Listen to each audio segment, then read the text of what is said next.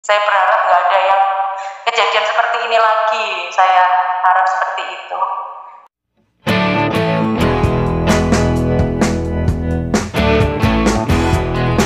Shalom Bapak Ibu Saudara, saat ini kita akan mendengar cerita atau kesaksian dari seorang ibu. Nah, ibu ini akan bercerita tentang bagaimana kehidupan keluarganya. Saat ini silakan Bu, mungkin bisa ceritakan awalnya tentang permasalahan keluarga dan tentang apa yang ibu alami. Awalnya gimana ibu dengan suami? Baik, terima kasih Pak Oi buat kesempatan yang diberikan kepada saya. Awal mulanya sih biasa-biasa aja ya Pak Oi ya. Seperti keluarga pada umumnya, saya melakukan perkenalan dan akhirnya saya sampai menikah dengan suami saya. Apa yang menyebabkan saya yakin untuk menikah dengan suami saya adalah karena suami saya ini seorang pengerja di sebuah gereja dan dia itu seorang kayak gembala di sebuah persekutuan doa seperti itu, dan itu meyakinkan saya bahwa mungkin kalau orang yang percaya Tuhan seperti itu, maksudnya yang pelayanan erat dengan gereja, hidupnya di gereja, mungkin dia mewakili semua impian saya untuk menjadikan dia ini seorang suami seperti itu. Sampai terjadi sebuah pernikahan, kami diberkati dan kami dikaruniai anak. Permasalahan muncul ketika suami saya ini banyak tekanan di gereja Pak Oi. Di situ saya juga cukup kaget. Saya sangat kaget. Ternyata jauh dari yang saya pikirkan, di mana di organisasi gereja pun itu terjadi sikut menyikut, terjadi banyak kecurangan seperti itu, dan itu dirasakan oleh suami saya. Suami saya dilengsarkan dari jabatannya di satu departemen seperti itu, lalu suami saya harus berpindah ke departemen yang lain yang mungkin tidak sesuai dengan bidangnya dan tidak sesuai dengan passionnya dia. Sampai akhirnya, singkat cerita, suami saya ini dibuat tidak keren begitu ya Pak O ya, dengan kondisi yang ada. Lalu suami saya resign dengan sekolah karena dengan tekanan yang ada, dengan kondisi yang ada. Nah, di saat kami sangat kesulitan ya Pak O ya, pada saat itu benar-benar kami dalam kondisi yang terjepit secara finansial, yang mana harus bayar ini itu, kami juga rumah masih ngontrak, kami punya anak, kebutuhan sekolah, dan saat itu kami juga sakit ya, kami sakit satu keluarga.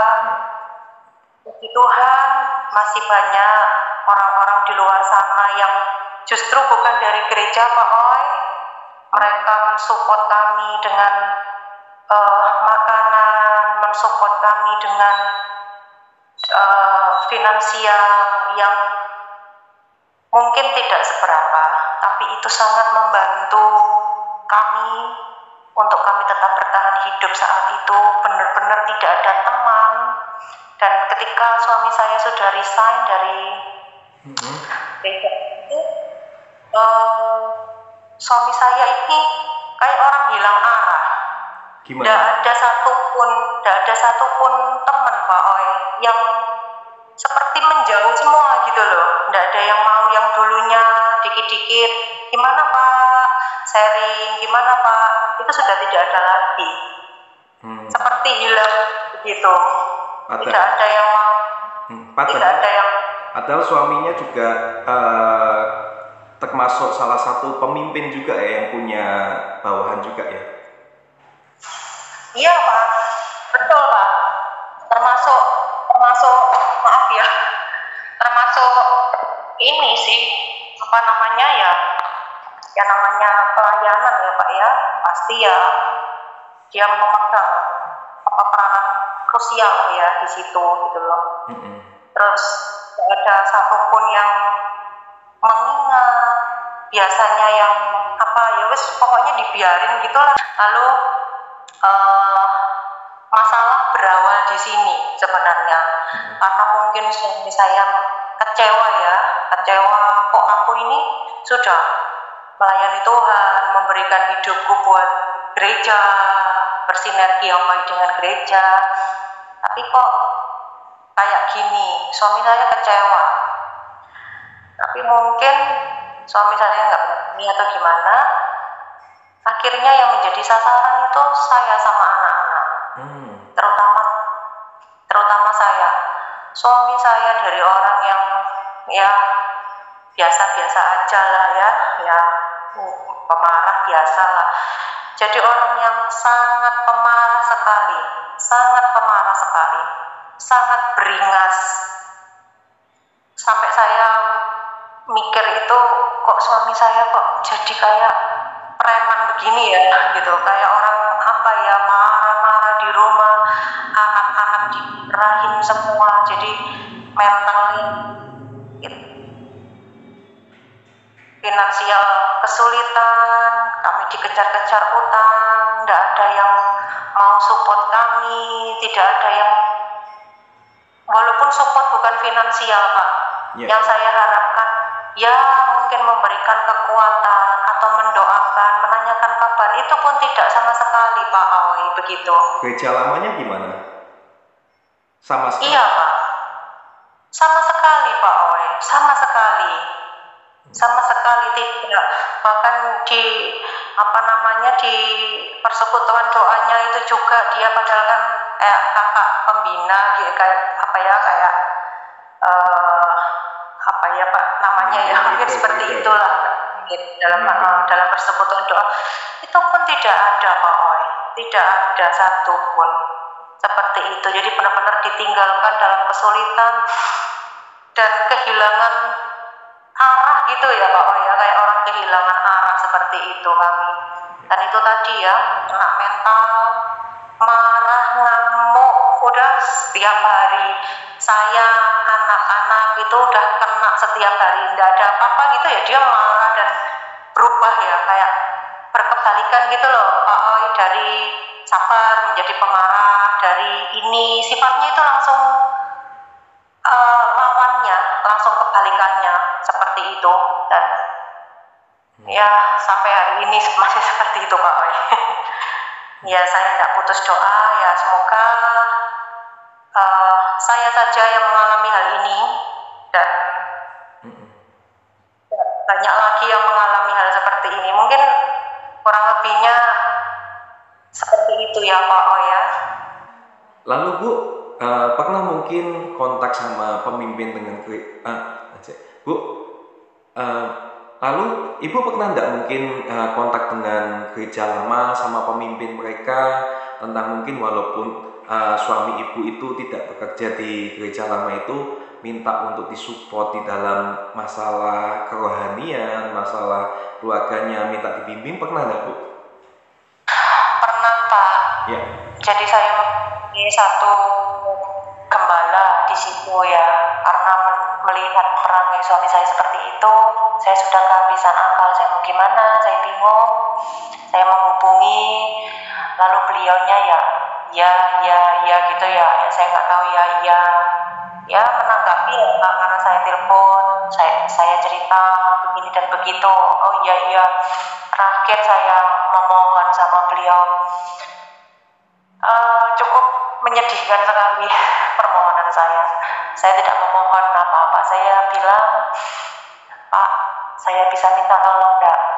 Tolong ya Pak, agar teman-teman dari suami saya, agar ada satu yang menghubungi suami saya, mungkin hanya untuk menanyakan kabar atau untuk hanya sekedar ya basa-basi atau apa. Karena suami saya itu jujur sering berkata seperti ini, gak enek, gak ada yang ingat saya. Sama sekali. Nggak ada yang ingat saya. Mungkin dia merasa ditinggalkan atau gimana, tapi ya pada kenyataannya sampai hari ini tidak ada satupun yang menghubungi. Seperti itu Pak Oi, sampai hari ini satupun tidak ada Pak Oi. Begitu sih. Jadi suami merasa tidak ada dukungan secara secara teman-teman itu, tidak ada yang support, tidak ada yang dukung gitu ya. Lalu sampai dampaknya ke keluarga ya. Betul Pak Oi. Dan dia merasa kecewa sekali, bukan hanya merasa, tapi memang kenyataannya seperti itu. Bukan hanya ditinggalkan Pak Oi, tapi cenderung dijauhi. Mungkin takut apa atau apa nggak tahu ya saya nggak tahu pemikiran orang, saya juga tidak mau menyimpulkan bagaimana, tapi kenyataannya memang seperti itu. Tidak ada satupun. Jadi benar-benar kami ada sampai hari ini Pak Oi, semua karena benar-benar yang namanya mujizat itu kami alami itu pemeliharaan Tuhan. Kami hidup dari sehari ke sehari itu benar-benar kami tidak bisa mengandalkan siapapun Pak Oi di sini. Benar-benar Tuhan yang pimpin langkah kami step by step. Kami mengarungi ya satu hari demi satu hari. Seperti itu sih. Ya. Tapi sekarang ibu gimana mungkin dengan suami dan lain-lain? Apakah sudah baikan atau gimana? Saya berharap itu ya Pak Oi ya, walaupun pada kenyataannya tidak seperti itu. Pada kenyataannya tidak seperti itu Pak Oi, dan ya itu ya Pak Oi ya, mungkin namanya orang kecewa ya. Mungkin dia merasa dia dari muda sudah nyemplung di organisasi itu, di gereja itu, dengan dia mendedikasikan hidupnya. Bahkan dia pada saat dia sudah dewasa pun dia menjadi pengerja di gereja itu, dia melayani banyak hal ini itu.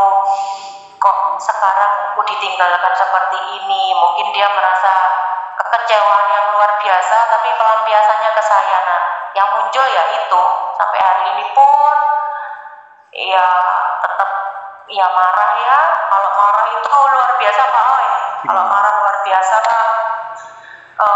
sampai di jalan gitu maki-maki orang, mau bertengkar sama orang di jalan, hanya pelampiasan saja. Jadi kayak di jalan gitu ya Pak Oi, ada satu cerita, suami saya ini hanya ingin nyebrang gitu loh, menyeberang jalan pak mobil, ada satu orang yang nyalip dia gitu. Ya saya rasa kalau di jalan raya itu kan sesuatu hal yang cukup biasa begitu ya, tapi itu nggak jadi biasa Pak Oi. Itu kebukan sama suami saya. Mereka bertengkar sampai ya mengatakan kata-kata kotor, kata-kata jorok yang jujur saya belum pernah dengar dari suami saya sejak saya dulu perkenalan, saya pacaran sampai saya menikah. Tapi hal-hal itu muncul semua setelah kekecewaan itu ada gitu loh. Seperti yang saya bilang tadi. Jadi apa yang berbanding terbalik dulu, setia ini seperti itu Pak. Dulu tidak pemarah, sekarang pemarahnya jadi luar biasa. Seperti itu Pak Oi. Suami tidak mungkin ibu tidak bawa suami ke gereja lain, mungkin gereja baru atau gimana gitu, sempat punya pemikiran gitu. Kalau memang gereja lama sudah tidak mau untuk follow up, tidak mau untuk mengembalakan, mungkin bisa ibu mungkin tidak mau bawa suami ibu ke gereja yang baru. Kalau membawa ke gereja yang baru sih beberapa kali Pak Oi, tapi ya gitu, habis selesai ibadah gitu tetap penolakan gitu ya. Dan dia memiliki persepsi sendiri tentang, mohon maaf, tentang orang Kristen. Dia selalu bilang, orang Kristen itu nggak sama buruknya Kak dengan orang dunia ini, sama aja, semua orang sama aja lah. Dia sekarang memiliki persepsi seperti itu. Bahkan jujur pernah dia berkata seperti ini, aku pengen nyebrang ke agama sebelah. Maaf saya tidak bisa menyebut agama apa, tapi dia sampai ngomong, udah mendingan aku tak nyebrang ke agama sebelah, karena aku lihat orangnya itu lebih penuh dengan kasih daripada orang-orang Kristen sendiri. Sampai seperti itu Pak Oi, dia punya pemikiran. Gitu ya. Nah, kalau boleh tahu, sampai kekerasan seperti apa ya yang dialami sama ibu mungkin? Ya, baik. Puji Tuhan Pak Oi, kalau sampai kekerasan fisik, saya ada hampir sih anak saya hampir ditonjok ya sama papanya. Sudah di depan mukanya Pak Oi, tapi ya saya berusaha menghindar. Saya juga, tapi kalau fisik, puji Tuhan belum Pak Oi, sampai physically gitu belum pernah. Lebih ke verbal, terus bentakan, banting-banting barang di rumah seperti itu, terus di jalan. Kalau ngeri di jalan ya, jadi dia seperti orang yang tidak mau kalah gitu sama orang lain. Ketika dia disalib orang sedikit, itu marahnya luar biasa. Mungkin itu traumatis dari kejadian itu ya Pak Oh ya, terakumulasi membuat dia jadi orang yang saya tidak mau dikalahkan sama orang lain. Sebelum aku mau singkirkan, mending kamu tak singkirkan dulu, padahal kan hanya di jalan sesimpel itu. Terus seperti anak-anak di rumah ada bikin masalah, mungkin numpahin apa dikit, jatuhin apa, itu marahnya itu bisa seperti orang kesetanan begitu Pak Oi. Marah-marahnya luar biasa, maki-maki, kata-kata sia-sia yang harusnya tidak dikeluarkan itu ya saya tidak bisa menjelaskan, mohon maaf secara detail bagaimana, karena tidak pantas ya Pak Oi ya saya jelaskan di sini. Kata-kata maki-makian itu yang saya rasa kok tidak pantas ya diucapkan seorang papa ke anaknya dan seorang suami ke istrinya. Itu kata-kata makian yang luar biasa, kata-kata sia-sia yang menyakitkan hati, dan masalahnya apa, sepele gitu bisa dibesar-besarkan sama dia, seperti itu sih. Itu padahal zaman dulunya waktu menikah sampai berapa tahun itu enggak kayak gitu ya, sejak mungkin di tempat kerjanya atau mungkin di tempat kerja di gereja lama yang saling sikut-sikutan, saing-saingan, akhirnya dia merasa enggak mau dikalahkan, kayak gitu ya. Mungkin seperti itu Pak Oi, saya juga punya pemikiran yang sama dengan Bapak, mungkin seperti itu. Nah, tapi ibu ini sendiri tetap kuat kan, maksudnya dalam artian untuk sampai saat ini untuk berumah tangga dan lain-lain, ibu tetapnya harus kuat kan untuk mempertahankan rumah tangga yang ada. Saya berjuang Pak Oi, karena saya percaya Tuhan mengizinkan saya melalui ini semua. Tuhan pasti memiliki rencana yang baik buat kami sekeluarga. Dan prinsip pernikahan, apa yang dipersatukan Tuhan tidak bisa diceraikan manusia. Saya berjuang, saya berusaha untuk ke situ, dan apa ya Pak Oh ya, saya mohon bantuan doa buat dari Bapak dan mungkin dari semua teman-teman yang mendengarkan kita berdiskusi di sini Pak Oi, kita sharing di sini. Saya minta bantuan doanya biar agar semuanya ini menjadi lebih baik dan tidak ada lagi hal-hal seperti ini. Cukup saya saja kalau bisa yang mengalami ini Pak Oi, begitu. Oke. Nah, Ibu mungkin ada pesan-pesan mungkin untuk orang-orang yang di gereja atau mungkin untuk teman-teman dan lain-lain mungkin Bu?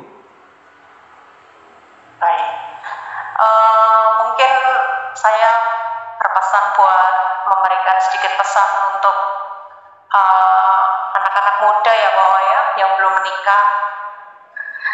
Jangan khawatir kalau mungkin usiamu sudah berapa, kamu belum menikah atau kamu belum memiliki pasangan. Jangan khawatir, berdoa sama Tuhan, nanti Tuhan yang sediakan.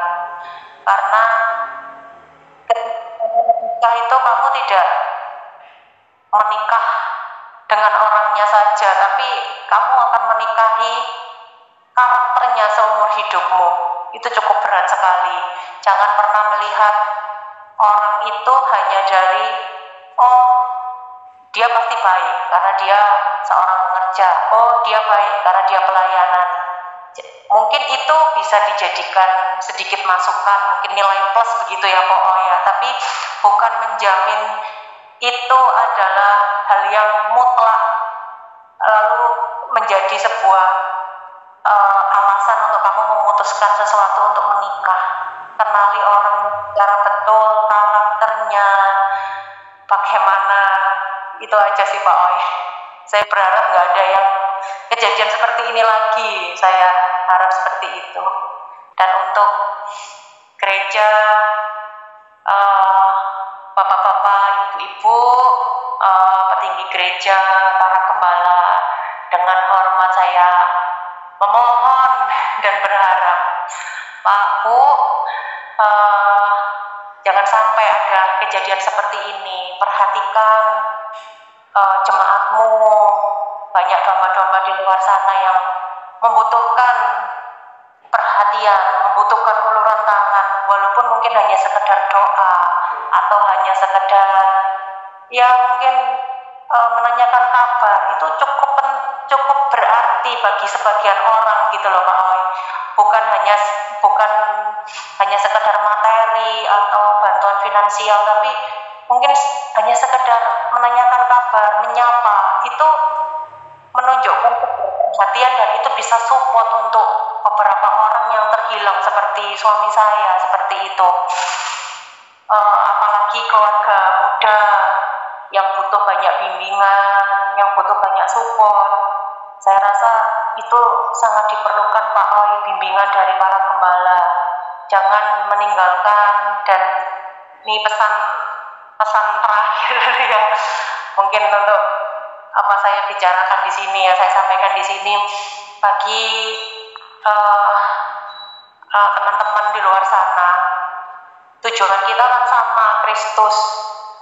Jangan kita berpikir ketika kamu sudah tidak satu alma mater dengan saya, lalu kamu meninggalkan. Teman tetap teman, kita berteman, kita bersaudara dalam Tuhan, seperti itu. Jangan karena mungkin sudah beda alma mater lalu kita menjadi musuh, seperti itu ya Pak Oi ya. Saya harapkan tidak seperti itu kan, karena kita tetap saudara di dalam Tuhan. Kita bisa bersinergi bersama, pelayanan bersama, kita bisa ya menjadi duta Kristus lah Pak, dimanapun, tanpa kita harus melihat alma mater kamu harus sama dengan saya, seperti itu. Itu saja Pak Oi. Oke. Terima kasih waktu.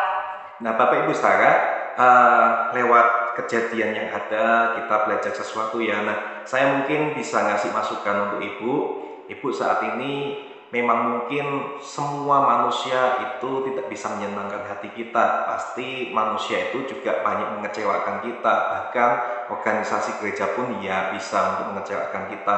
Nah mungkin saat ini Ibu sama suami bisa cari mungkin tempat pengembalaan yang baru, ya kan, untuk bisa bagaimana keluarga Ibu itu bisa dibimbing. Dan percayalah, walaupun mungkin manusia mengecewakan, tapi Tuhan tidak pernah mengecewakan ya. Lalu kemudian untuk setiap kita gereja Tuhan, seperti yang tadi Ibu katakan juga, kita walaupun mungkin tidak satu gereja lagi, satu sinode atau satu merek gereja, kita tetap bersaudara. Bahkan kalau sampai ada teman kita yang pindah agama pun, harusnya kita tetap mengasihi, karena Tuhan pun kan mengajari untuk bahkan musuh pun harus dikasihi. Nah saat ini saya percaya ada banyak juga yang mengalami seperti ini, bahkan tidak cuma Ibu. Dan makasih Ibu sudah berani untuk ngobrol. Mungkin sekitar beberapa waktu yang lalu Ibu sempat kontak juga waktu nangis-nangis dan baru berani untuk cerita di tempat ini. Saya rasa ini mungkin bisa menguatkan beberapa orang yang lain juga, karena ada banyak juga mungkin yang mengalami juga. Nah saat ini untuk Bapak Ibu Saudara yang juga mengalami dan Anda mungkin bingung mau cerita sama siapa, bisa hubungi saya juga dan kita akan sama-sama untuk bisa memberkati dan menguatkan yang lain juga. Dan kita semua tidak pernah sendirian, karena kita itu pasti Tuhan selalu menyertai kita selalu. Terima kasih, Tuhan Yesus memberkati.